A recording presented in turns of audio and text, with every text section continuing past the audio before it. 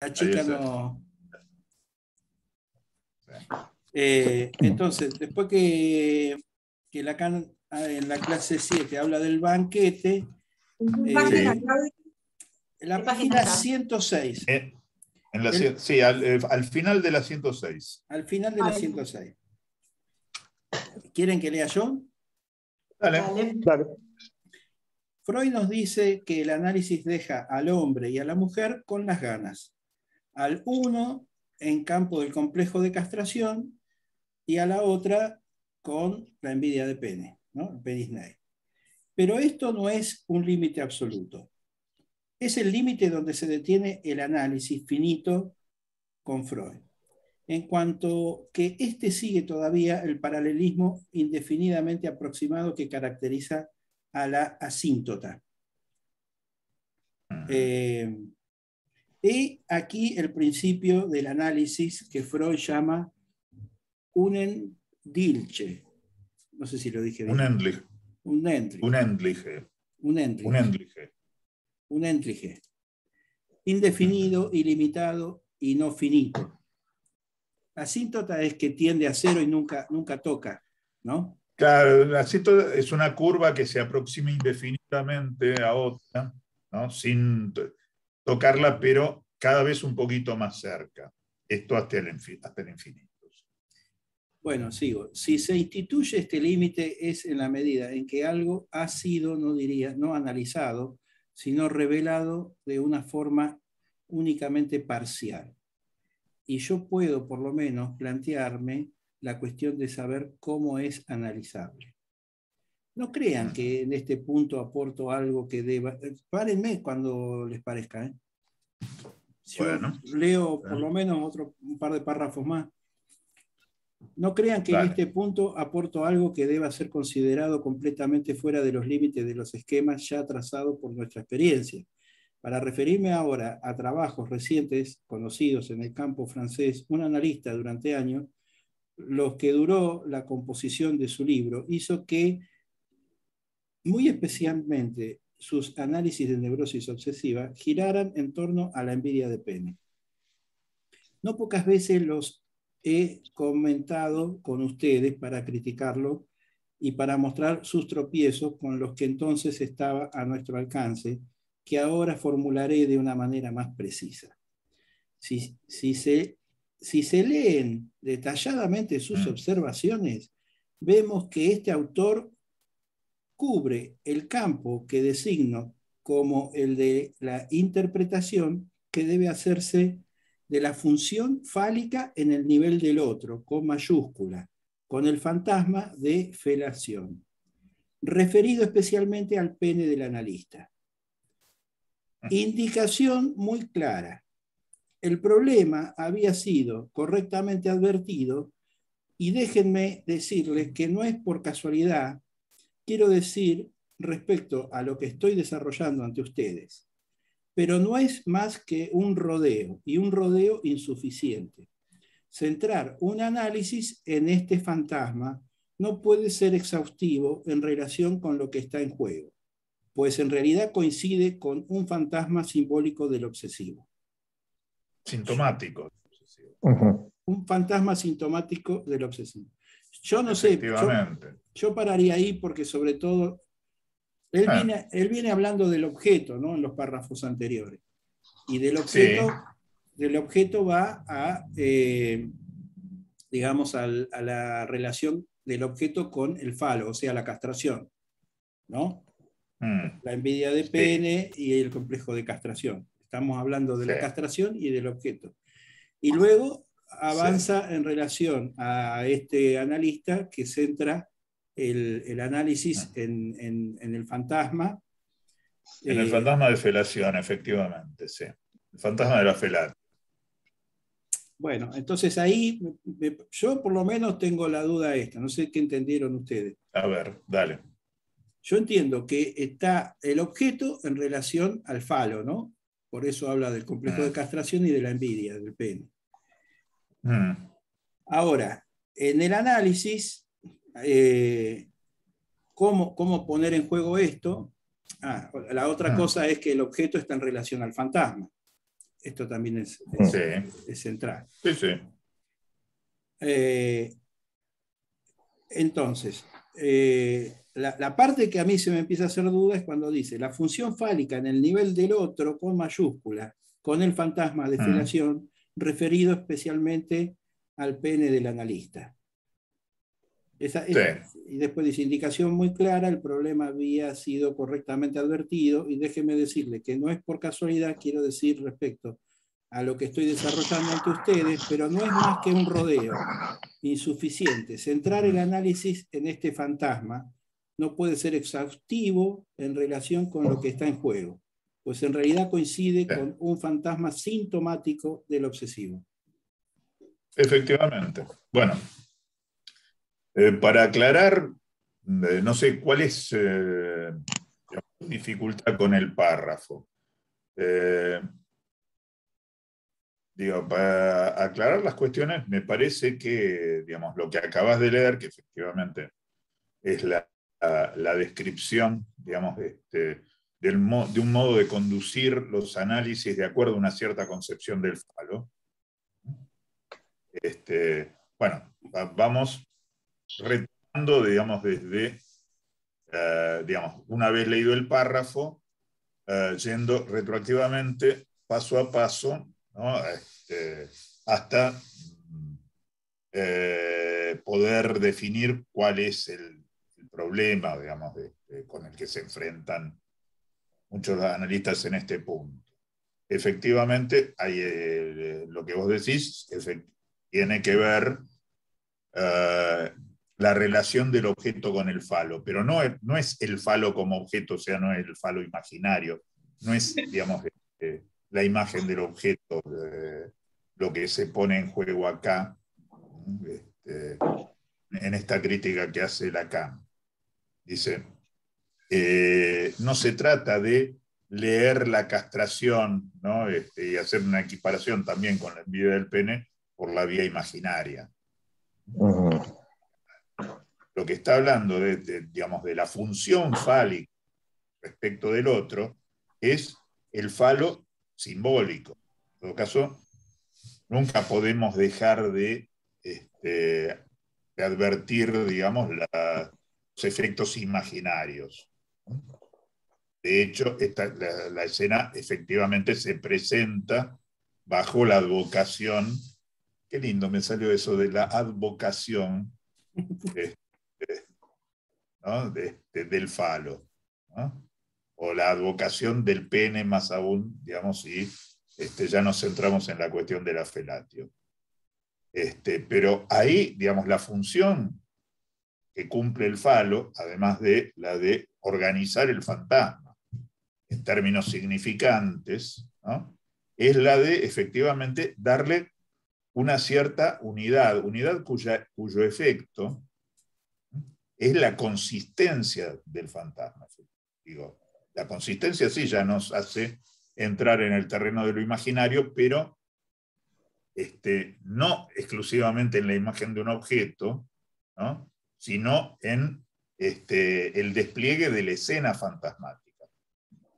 Como bien dice Lacan, por eso digo, desde el final para atrás se aclaran mucho las cosas. Porque Lacan termina diciendo, bueno, no nos confundamos, no nos engañemos, esto, ¿no?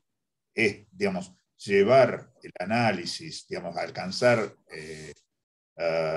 por vía del análisis este fantasma de felación en el cual el analista tiene un papel fundamental, preponderante, casi es inevitable presentarlo de este modo en un análisis, ¿no? Esto efectivamente tiene que ver con, digamos, algo que es típico en los obsesivos. Para lograr estos efectos, digamos, este fantasma de corte sintomático del obsesivo, ¿no? Ubicarse, ¿no? Como objeto de una felación. Sabemos que el sujeto, digamos, cuando se ubica en el fantasma, se ubica como objeto. Digo, doble posición del sujeto, la división del sujeto en el fantasma es el observador de un lado y el objeto del otro. Bueno, es típico del fantasma obsesivo, expresado de una u otra manera. Seguramente en tiempos de Freud era mucho más característico, digamos, la escena de sexo explícito que suponía.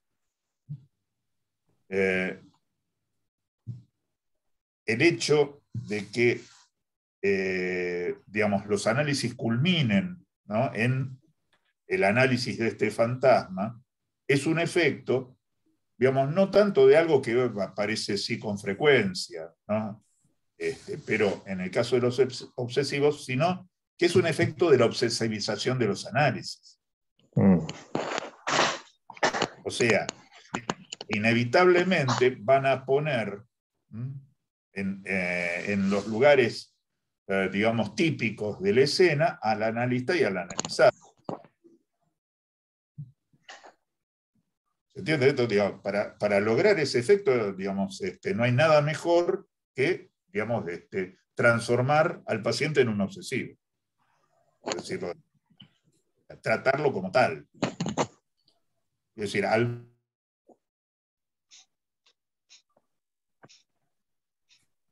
Hola.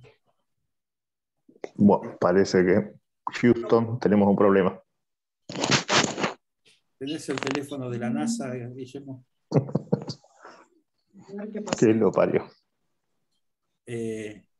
Bueno, vamos a esperar un poquito. ¿Se va entendiendo lo que estamos hablando? Uh-huh. A mí, digamos, yo por ahí tengo esta idea de repasar, medio obsesivo, tratar de graficar, ¿no? Pero me parece que queda muy clara, a medida que vamos avanzando en la lectura, la relación de que no hay objeto sin fantasma.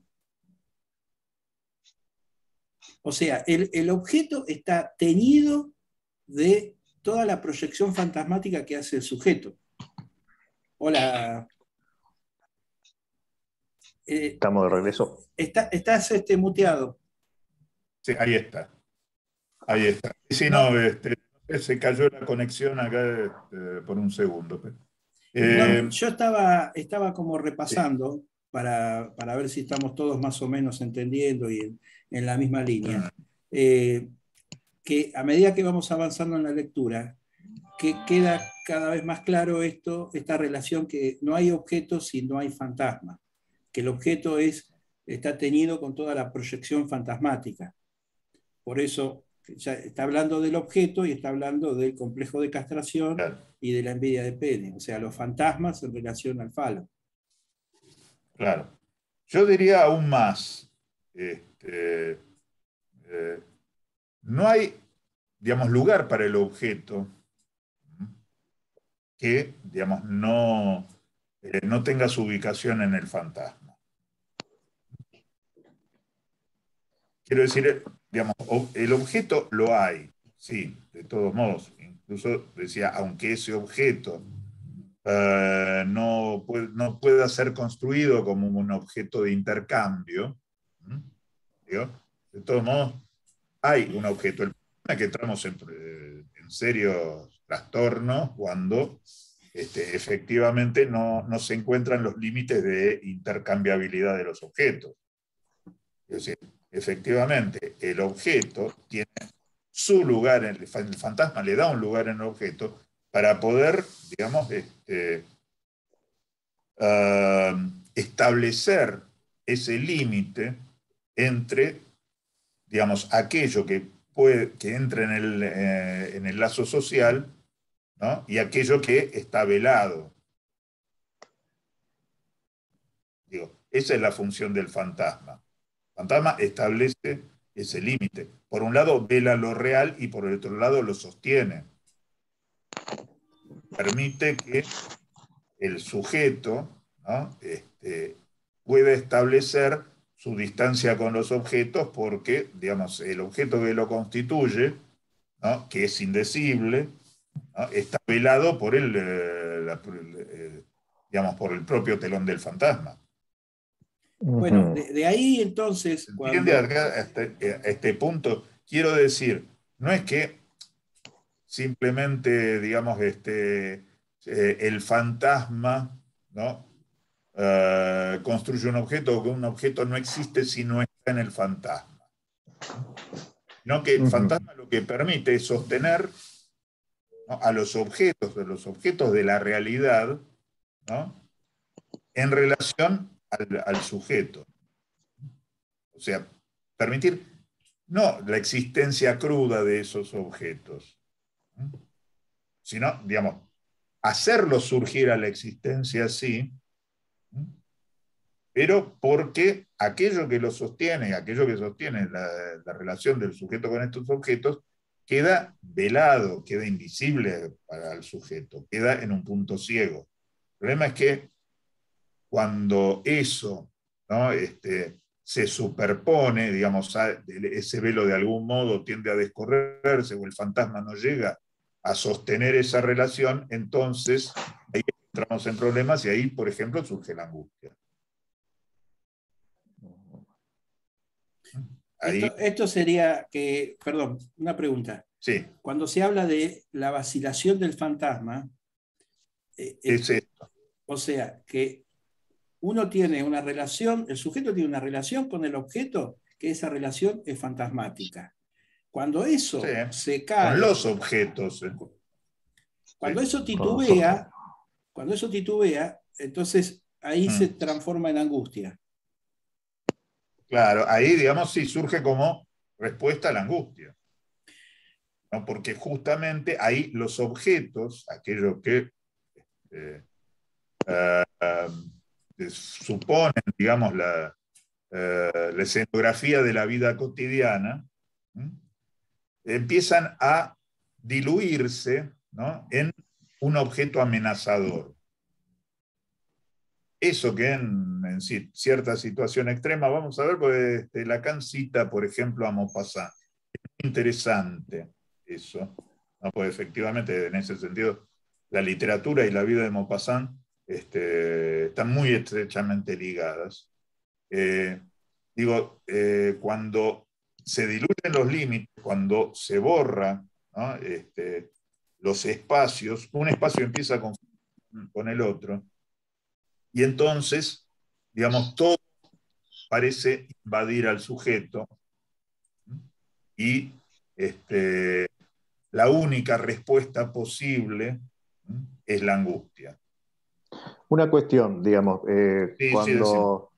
se plantea lo del fantasma, digo, o sea, se puede entender, o no sé, pues, una versión de poder entenderlo sería como el andamiaje de lo que Freud llama realidad psíquica, digamos, lo que sostiene la relación con la realidad, que por otra parte es del sujeto, digamos. Efectivamente. Nada mejor expresado sobre el fantasma que eso. Efectivamente, el fantasma es el andamiaje, es lo que proporciona el marco, es lo que sostiene lo que podemos llamar la realidad psíquica.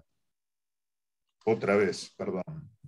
Una pregunta. Esto me hace acordar cuando Freud habla de la libido, no me acuerdo si es en la introducción del narcisismo y habla de la esquizofrenia, que cuando la libido no se puede depositar en el objeto, entonces puede depositarse en el yo. Y que puede, digamos, esto generar una cuestión, no me acuerdo cómo lo llama ahí, narcisista, ¿no? Sí, claro. No me acuerdo cómo se llama. Esto de que el fantasma está en relación al objeto, esto le da consistencia al sujeto también. Claro. El sujeto está bien posicionado con su fantasma, su lectura de la realidad y los objetos o el objeto. Cuando esto empieza a tambalear, ahí el sujeto, digamos, pone en juego su yo, el peligro, la señal de peligro. Efectivamente. La angustia, la reacción a la angustia es del yo. Sí. Ahora, lo que hace tambalear, como dice Claudio, digo, que es algo del deseo que empieza a sacudir ese fantasma, digamos, donde ese fantasma ya no alcanza. No, me parece que son, por ejemplo, como dice acá, peligro de castración o peligro de pérdida del objeto. Está bien. Digamos, más allá, digamos, de los 5 modos de la pérdida, a ver, que eso, el nacimiento, la pérdida de la madre, la castración, la pérdida del amor del objeto y la pérdida, ¿cómo es? Que yo los entré a rastrear en, como dicen, inhibición, síndrome y angustia, pero no los encontré. Yo tampoco lo encontré. Sí, en realidad, digamos, no están enumerados así. Quiero decir, no están enamorados. Miren, lindo lapso. No están enumerados de ese modo que yo recuerdo en inhibición, síntoma y angustia, pero sino más bien me parece que es en el yo y el ello donde... Sí, el último que ibas a decir... Texto, el último que ibas... Y en alguna de las conferencias, sí. No, el último que ibas a decir... hasta ahí hay 4. Claro, el último no es el... Vos decís, la angustia por la pérdida del amor o la angustia por la amenaza de castración, la pérdida del objeto. Son dos claro. Lo que pasa, claro, hay miento, castración, separación de la madre, la pérdida del amor del objeto, y hay otra pérdida de amor que quisiera encontrar bueno.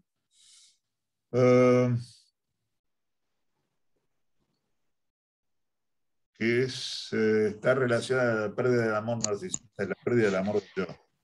Pero no me acuerdo cómo la define exactamente Freud. Pero básicamente, digamos, esas son para Freud, digamos, en un momento, y yo, digamos, si no me equivoco, esto está en el yo y el ello, y en alguna de las conferencias, digo, son las fuentes de la angustia, digamos, son el punto, el fundamento traumático de la angustia.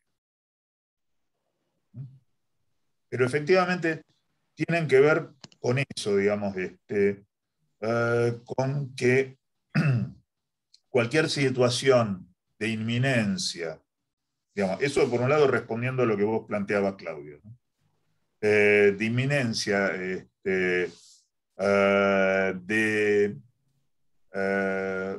superación de los límites en alguna de esas 5 situaciones, ¿no? Es lo que va a disparar una señal de angustia, digamos, que le permita al yo, digamos, enfrentar la situación.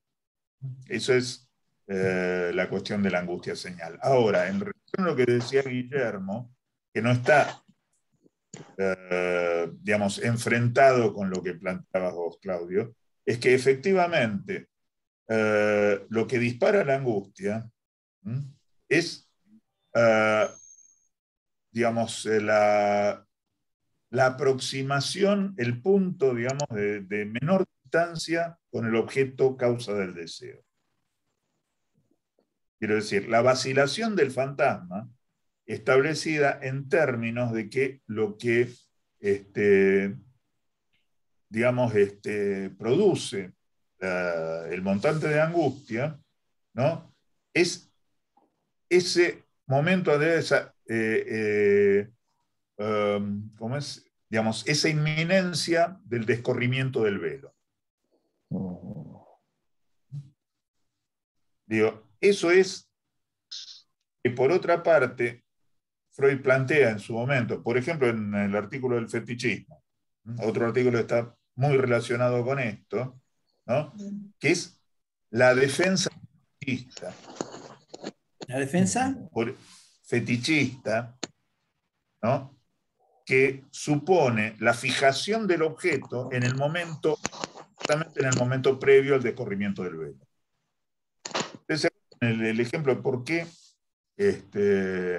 Freud con, digamos, por ahí un poquito más de sutileza de fineza literaria, que Havelock Ellis, por ejemplo, establece como paradigmático no el cortador de trenzas, ¿no?, sino el fetichista de pies.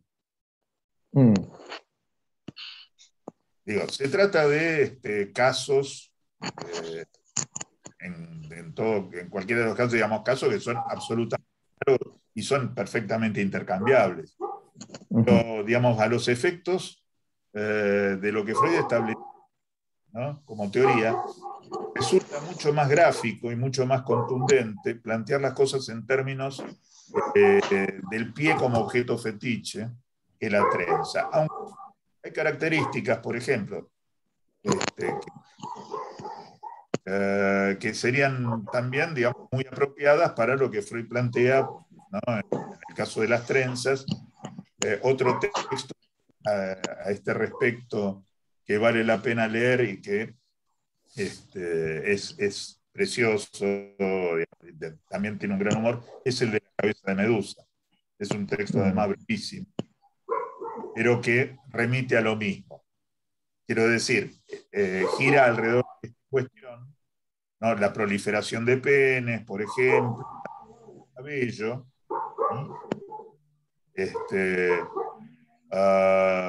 Digo, en el caso de lo que planteaba Havelock Ellis del cortador de trenzas, el problema de Havelock era maravilloso para encontrar ejemplos y para hacer descripciones, pero obviamente, digamos, se quedaba ahí, no tenía ni el inicio de una teoría o digamos, de una explicación clínica, ¿no?, que diera cuenta de cuál es el mecanismo, cuál es el fundamento, ¿no?, de la operación fetichista.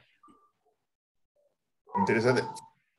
Hay el fetichismo, digamos, dejemos la perversión de lado, pensando en el fetichismo como operación defensiva del sujeto. El fetichismo es, en el texto de Freud, claramente una defensa contra la castración. Digamos, para evitar la castración, sino para evitar los efectos de angustia. Digo, el fetichismo, el objeto fetiche se construye, es una fijación. Freud lo plantea con toda claridad. Es una fijación que se produce en el preciso instante, ¿no?, en que está por descorrerse el velo y acceder a la castración. ¿Cuál? Podemos decir, efectivamente, Freud identifica ahí la castración con el lugar del deseo.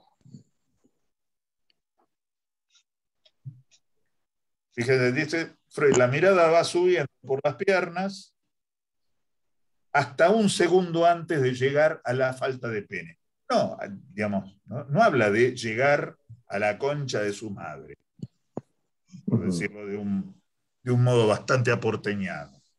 O sea, a vos te pueden mandar a la concha de tu madre, pero nunca vas a llegar, porque te detenés un momento antes. Quiero decir, en ese momento, dice, lo último que se ve, o lo último, ¿no?, queda fijado en el fetiche. ¿Se entiende? Bueno, lo último que se puede recortar, por ejemplo, y en este sentido le venía bien, muchas veces son los pies. El pie es, digamos,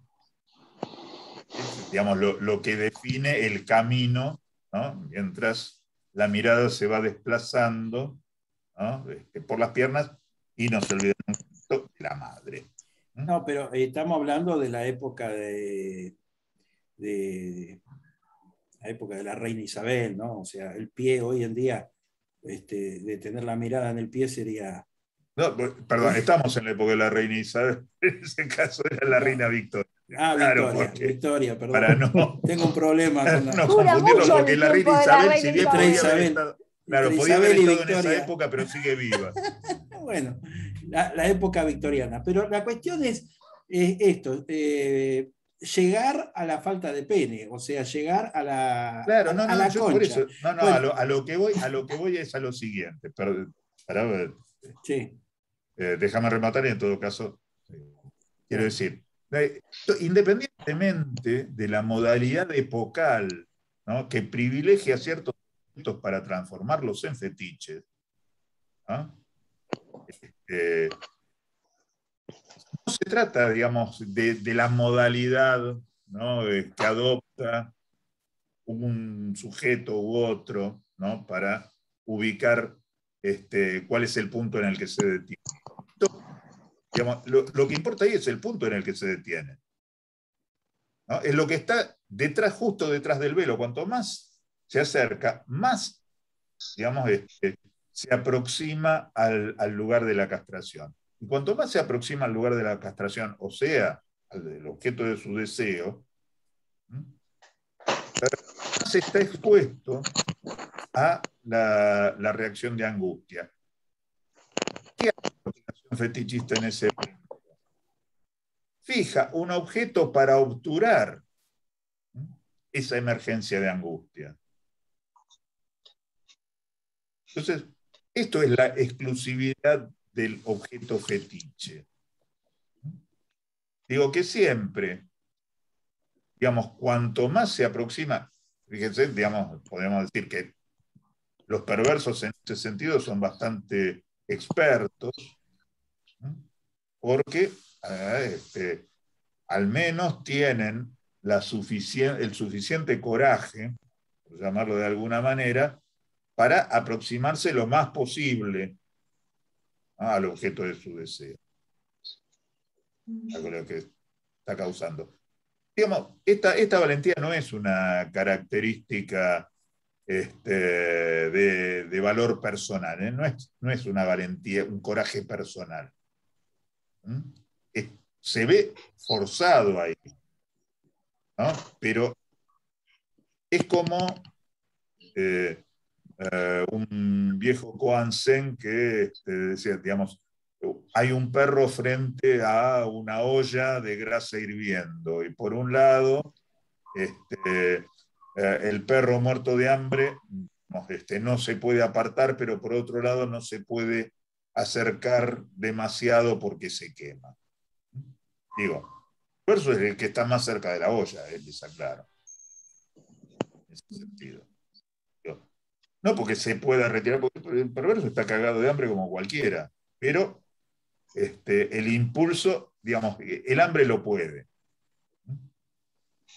Entonces siempre llega hasta ese. Ahora, el límite siempre es, ¿no?, la pared de la cacerola.